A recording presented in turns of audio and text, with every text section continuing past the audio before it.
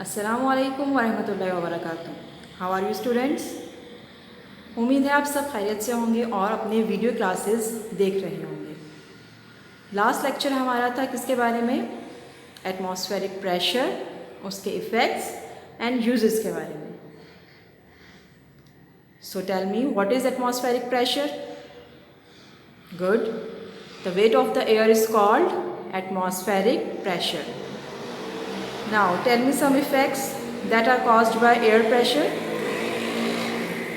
Good. Change in air pressure causes change in weather. Air pressure affects the melting and boiling points of solid, liquid and gases. Very good. Now tell me some uses of air pressure. It is used to fill medicine in syringes. Good. It is used to measure altitude from altimeter. Excellent. It is used to forecast weather by the use of barometer. कौन सा barometer? Aneroid barometer. Excellent. It is used to fill air in the tires. Good. और कोई? It is used in pressure brakes in large vehicles. Very good. And it is used to suck dust with the help of vacuum cleaner. ठीक है, समझ में आ गया था सबको? Good. Today we are going to start our next topic, that is measuring air pressure. आज जो हम टॉपिक स्टार्ट करने लगे हैं उसका नाम है measuring air pressure, यानी एयर प्रेशर को मेजर करना, एयर प्रेशर को नापना। किसी भी चीज़ को मेजर करने के लिए, नापने के लिए हमारे पास इंस्ट्रूमेंट्स मौजूद होते हैं। ठीक है, अब उन इंस्ट्रूमेंट में जो एयर प्रेशर को मेजर कर रहा है उसका नाम है बैरोमीटर। क्या नाम है? Barometer. What is barometer? An instrument used for measuring air pressure is called a barometer. Good. बहुत सारी टाइप्स होती हैं बैरोमीटर की। आपकी बुक में जो मेंशन है टाइप्स ऑफ बैरोमीटर, वो हम देख लेते हैं यहाँ पर। टाइप्स ऑफ बैरोमीटर, 3 टाइप्स मौजूद हैं आपकी बुक में। First one is called simple barometer, aneroid barometer, altimeter.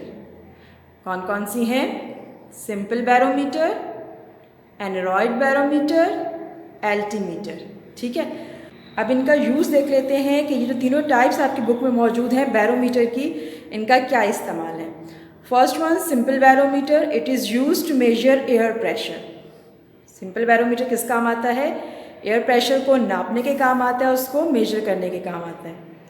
Second is aneroid barometer, it is used to forecast weather. Aneroid barometer क्या करता है? वेदर फोरकास्ट करता है, यानी हमें मौसम के बारे में पहले से आगाह करता है। Third one is altimeter. Altimeter का काम क्या है? It is used to indicate height or altitude above sea level. Altimeter क्या करता है? हाइट और एल्टीट्यूड यानी ऊंचाई, कहाँ से? सी लेवल से। इसको मेजर करता है, इंडिकेट करता है, हमें बताता है कि हम सी लेवल से कितना ऊपर मौजूद हैं। ठीक है, अब हम देख लेते हैं simple barometer and aneroid barometer की कंस्ट्रक्शन। सिंपल बैरोमीटर की कंस्ट्रक्शन देख लेते हैं हम इस डायग्राम के थ्रू। सिंपल बैरोमीटर में हमारे पास 3 चीज़ें मौजूद होती हैं। एक तो आपको सामने नज़र आ रही है लॉन्ग ग्लास ट्यूब, जो कि मार्क्ड है। मार्क्ड इसलिए ताकि हम क्या मेजर कर सकें? एयर प्रेशर मेजर कर सकें। अब ये ट्यूब जो है ये ऊपर से क्या है? सील्ड यानी बंद है। ठीक है, और ट्यूब फिल्ड है किससे? मरकरी से। मरकरी क्या है हमारे पास? मेटल है, लेकिन ऐसा मेटल जो किस फॉर्म में मौजूद होता है? नेचुरली लिक्विड फॉर्म में मौजूद होता है। ठीक है, अब इस लॉन्ग ग्लास ट्यूब को इन्वर्ट करके रखा गया है, यानी उल्टा करके रखा गया है किसके अंदर? एक ग्लास की डिश के अंदर, और वो ग्लास डिश भी किससे फिल्ड है? मरकरी से फिल्ड है। ठीक है, अब जैसे हम इसको इन्वर्ट करके रखते हैं तो क्या होगा? इसमें आपको ऊपर देखिए नज़र आ रहा है वैक्यूम। वैक्यूम का मतलब है खाली जगह नज़र आ रही है। अभी जितनी खाली जगह नज़र आ रही है इसको हम मेजर कर लेंगे। ये हमारा क्या होगा? एटमॉस्फेरिक प्रेशर होगा। अब सी लेवल पर एटमॉस्फेरिक प्रेशर क्या होता है? 760 मिलीमीटर्स। ठीक है, क्या होता है कि अगर हमारे पास एयर प्रेशर हाई होता है तो ये जो आपके पास ट्यूब के अंदर मर्क्यूरी नज़र आ रहा है कॉलम में, इसका कॉलम क्या हो जाता है, ये भी ऊपर की तरफ चला जाता है। ऊपर की तरफ जाएगा तो इसका मतलब क्या है कि हमारा एयर प्रेशर हाई है। वहाँ से हम देख लेंगे मार्किंग और नोट कर लेंगे एटमॉस्फेरिक प्रेशर। और अगर ये कॉलम आता है नीचे की तरफ तो इसका मतलब है कि एटमॉस्फेरिक प्रेशर क्या है, लो, और जिस मार्किंग पे आके रुकेगा हम उसको नोट कर लेंगे, वो हमारा एटमॉस्फेरिक प्रेशर होगा। ठीक है, इतना है सबको समझ में कि जब height of mercury column move up होगी तो हमारा प्रेशर क्या करेगा, एयर का इंक्रीज़ करेगा, और अगर हाइट मर्क्यूरी कॉलम की मूव्स डाउन होगी तो वो क्या होगा, प्रेशर डिक्रीज़ करने का सबब बनेगा। अब देख लेते हैं हम अपना नेक्स्ट टाइप ऑफ बैरोमीटर। सामने जो आपको बैरोमीटर नज़र आ रहा है, इस टाइप का नाम है एनोरॉयड बैरोमीटर। एनोरॉयड बैरोमीटर हमारे पास काम आता है वेदर फोरकास्टिंग में। ठीक है, अब ये जो आपके पास एनोरॉयड बैरोमीटर है, ये क्या है, एक बॉक्स की तरह है जिसकी साइड्स क्या हैं, फ्लेक्सिबल हैं। अब इसमें होता है क्या, आपके पास ये जो आपको ब्लैक कलर का नज़र आ रहा है नीचे मेटल, जब हमारा एटमॉस्फेरिक प्रेशर क्या होता है, लो, तो ये एक्सपैंड करता है यानी फैलता है, बॉक्स की शेप चेंज हो जाती है, और जो ऊपर आपको पॉइंटर नज़र आ रहा है वो स्केल पर वो पॉइंट शो करता है जहाँ पर हमें रीडिंग मिल जाती है प्रेशर की। ठीक है, अब जैसे ही हमारे पास प्रेशर हो जाता है हाई, तो ये जो आपको ब्लैक कलर की रोड नज़र आ रही है मेटल की, ये क्या हो जाएगी, हमारे पास कॉन्ट्रैक्ट हो जाएगी और पॉइंटर फ़ौरन मूव करेगा हाई प्रेशर की तरफ, और जो रीडिंग वहाँ पर आ रही होगी हम उसको स्केल से नोट डाउन कर लेंगे। ठीक है, इतना है समझ में सबको। तो ये तो हमारे पास टाइप्स थी बैरोमीटर की जिनकी हमने कंस्ट्रक्शन पढ़ी, simple barometer and aneroid barometer.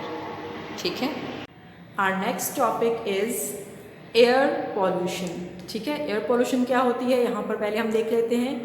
The addition of poisonous and harmful substances in the air is called air pollution. ठीक है, एडिशन कहते हैं शामिल होने को, पॉइजनस जहरीली, हार्मफुल सब्सटेंसेस नुकसान पहुंचाने वाली चीज़ें, ऐसी चीज़ों का एयर में शामिल होना जो जहरीली होती हैं, पॉइजनस होती हैं और नुकसान पहुंचाने वाली हार्मफुल होती हैं, उसे क्या कहते हैं, एयर पॉल्यूशन। ठीक है,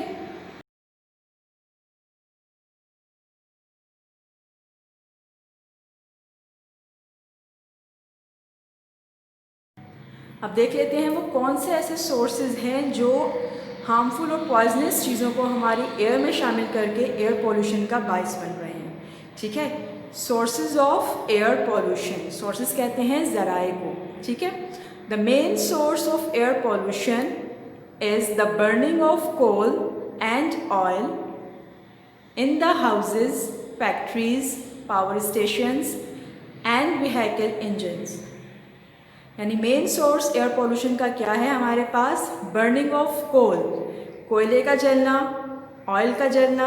अब ये कहाँ पर जल रहे होते हैं, कहाँ पर यूज़ हो रहे होते हैं, हाउसेस में, घरों में, फैक्ट्रीज़, पावर स्टेशंस, और जो हम गाड़ियाँ चला रहे होते हैं उनके इंजन में। ठीक है, अब ये क्यों पॉल्यूट कर रहे होते हैं, काम तो ये हमारा करवा रहे हैं लेकिन हम इसके साथ साथ क्या हो रहा है, हमारी एयर को भी पॉल्यूट कर रहे हैं। Because on burning these fuels produces soot, smoke and a mixture of poisonous gases which are carried in air for a long time। क्योंकि इनके जलने से जो हमारे पास फ्यूल मौजूद है, कोल एंड ऑयल, इनके जलने से क्या प्रोड्यूस हो रहा होता है, सूट। सूट कहते हैं काले गहरे धुएं को। स्मोक धुआं, and a mixture of poisonous gases, यानी एक ऐसा मिक्सचर गैसेस का जो हमारे लिए हार्मफुल है, नुकसानदेह है, जहरीला है। और जब ये प्रोड्यूस हो जाता है तो ये एक लंबे अरसे तक एयर में मौजूद रहता है और क्या करता है, बहुत सारे डिजीज़ कॉज करता है, प्लांट्स के लिए भी, एनिमल्स के लिए भी और ह्यूमन बींग्स के लिए भी। अब देख लेते हैं वो डिजीज़ कौन से हैं।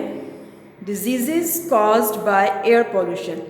डिजीज़ कहते हैं बीमारियों को, वो बीमारियां जो एयर पोल्यूशन के ज़रिए से होती हैं वो कौन सी होती हैं, ब्रीदिंग प्रॉब्लम्स, यानी सांस लेने में प्रॉब्लम होती है, एस्थमा हो जाता है, मुश्किल से सांस आता है, रेस्पिरेटरी ट्रैक जो है हमारी, जैसे नोज़ से आपके पास windpipe, bronchi, bronchioles, lungs, alveoli, इनमें प्रॉब्लम्स आना शुरू हो जाती हैं।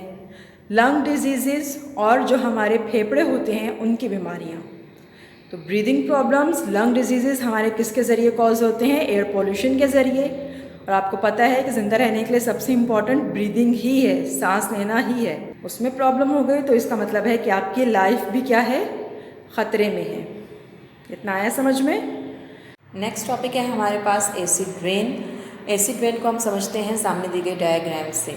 एसिड रेन में होता है क्या है कि हमारे पास एयर हो जाती है pollute by burning of coal and oil, यानी कोल एंड ऑयल जो हमारी फैक्ट्रीज, हाउसेज, पावर स्टेशंस और व्हीकल इंजन में इस्तेमाल हो रहा होता है, वो क्या प्रोड्यूस कर रहा होता है?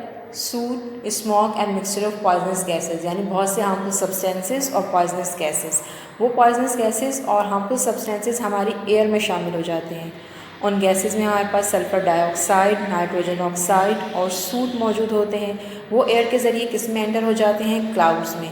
अब जब इन क्लाउड्स के ज़रिए रेनफॉल होती है तो क्या होता है कि उस रेन में जो वाटर मौजूद होता है वो पॉल्यूटेड होता है इन गैसेस की वजह से, और ये गैसेस जो रेन में शामिल होती हैं ये इसको बना देती हैं एसिड रेन, यानी ऐसी रेन जो हमारे लिए हार्मफुल होती है।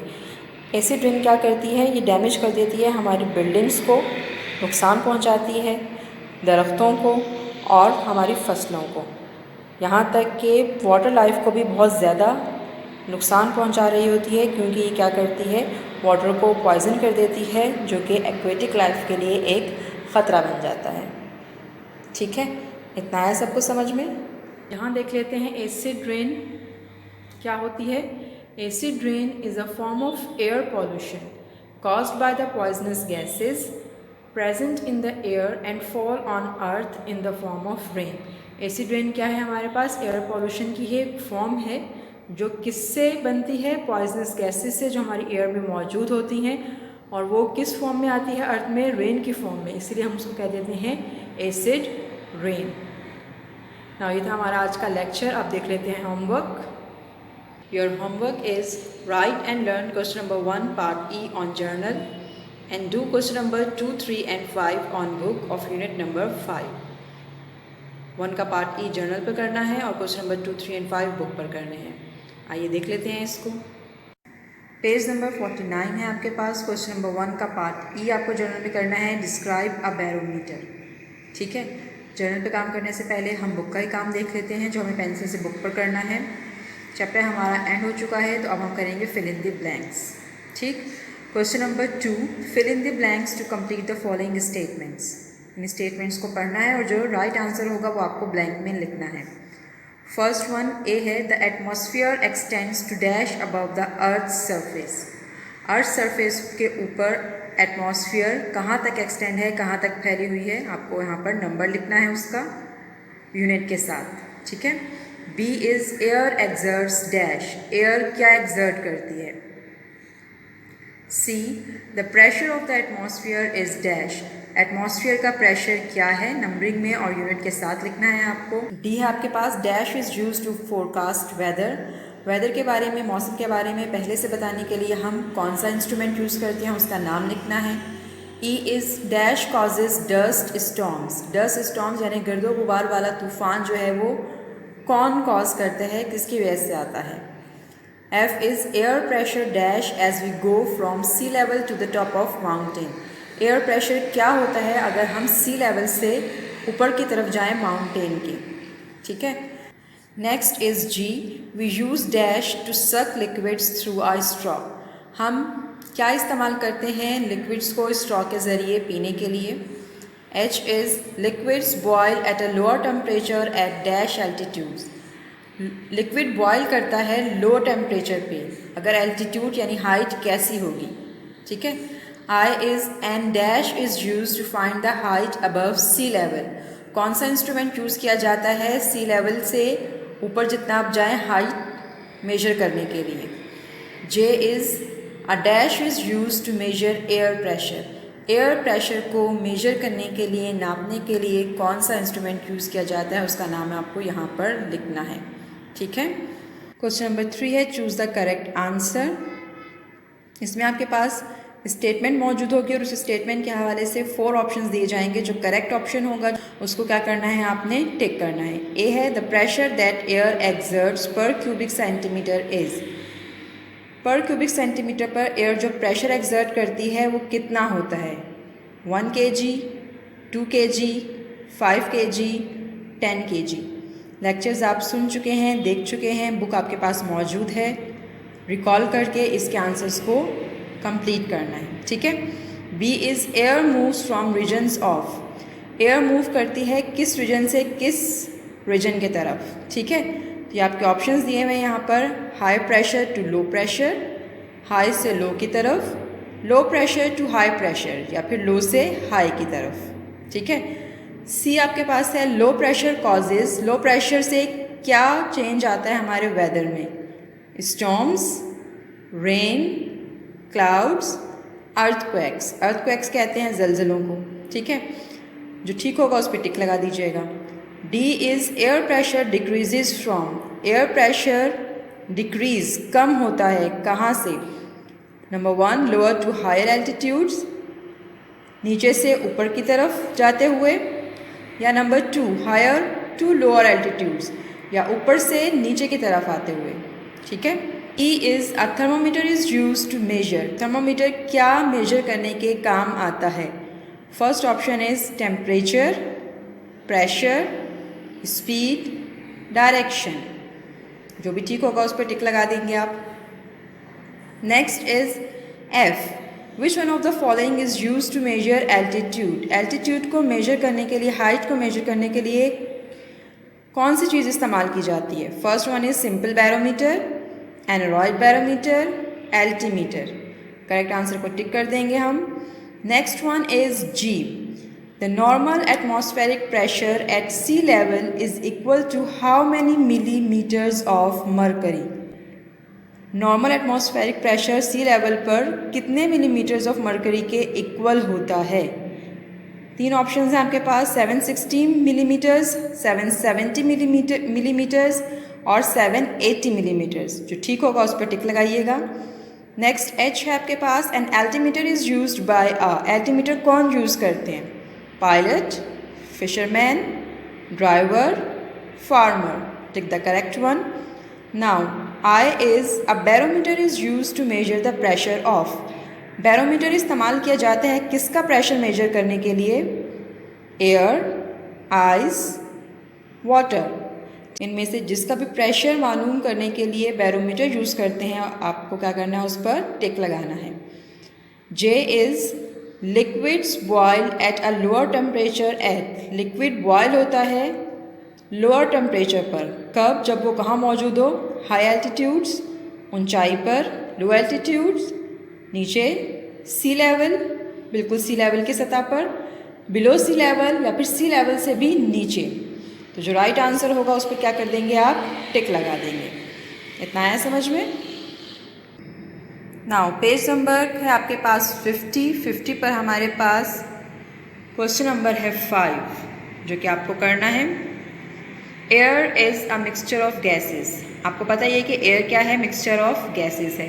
तो उस हवाले से कुछ क्वेश्चंस पूछे हुए हैं, आपको उसका आंसर करना है। अब आंसर करने के लिए आप क्या करेंगे? ये क्वेश्चन के आगे ही आप लाइन ड्रॉ कर लेंगे पेंसिल से, ठीक है। First one is which gas makes up approximately 78% of the air. कौन सी गैस एयर का 78% बनाती है? उस गैस का नाम यहाँ लिख देंगे।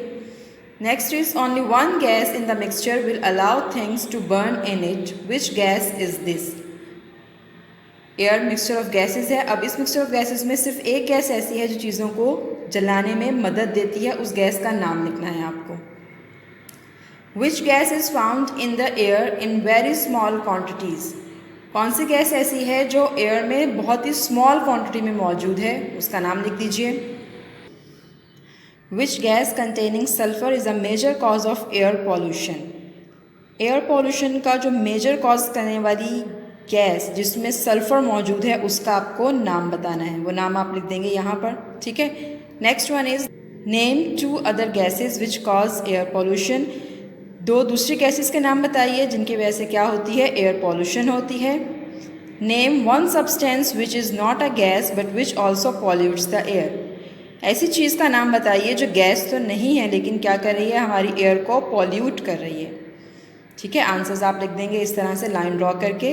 अब देख लेते हैं जर्नल पे जो हमें क्वेश्चन नंबर 1 का पार्ट ई करना है। सबसे पहले तो क्या करना है, अगर आपके पास न्यू पेज है तो आपको लाइन ड्रॉ करनी है मार्जिन, और उसके बाद क्या करनी है, डेट लिखनी है यहाँ पर। ठीक है, न्यू पेज है तो लाइन नहीं छोड़ेंगे, और अगर आपके पास वही पेज है, जगह मौजूद है, तो एक लाइन छोड़कर लिखेंगे। Question E part describe a barometer. Barometer को क्या करना है, आपको डिस्क्राइब करना है। After leaving a line give the heading barometer with black pen. Next heading आपकी डलेगी डेफिनेशन की, दोनों को अंडरलाइन कर लेंगे ब्लू से। ठीक है, और आपको पता है ये डेफिनेशन हम कहाँ लिखते हैं, पेज के सेंटर में लिखते हैं। इन्वर्टेड कॉमास बिगिन करेंगे और लिखेंगे an instrument which is used to measure air pressure is called a barometer. ठीक है, उसके बाद एक लाइन छोड़ेंगे और आपकी नेक्स्ट हेडिंग आ जाएगी टाइप्स ऑफ बैरोमीटर। ठीक है, उसको भी ब्लू से अंडरलाइन करेंगे। नेक्स्ट लाइन से लिखना स्टार्ट करेंगे ब्लू पेन से। The types of barometer with their uses are following. ठीक है, एक लाइन छोड़ेंगे और क्या करेंगे, अब 2 कॉलम्स ड्रॉ करेंगे। फर्स्ट कॉलम में हम लिखेंगे टाइप्स ब्लैक से, और सेकंड कॉलम में लिखेंगे यूजेस। ठीक है, नंबर फर्स्ट आपके पास क्या है, simple barometer. It is used to measure atmospheric pressure. Second is aneroid barometer. It is used to forecast weather. Number third is altimeter. It is used to indicate the height or altitude above sea level. ठीक है, इस तरह से आएगा आपका page का view. ठीक है, इसके साथ ही हमारे यूनिट नंबर 5 ख़त्म हुआ। नेक्स्ट लेक्चर में इंशाल्लाह हम स्टार्ट करेंगे अपना न्यू यूनिट। तब तक के लिए अल्लाह हाफिज़।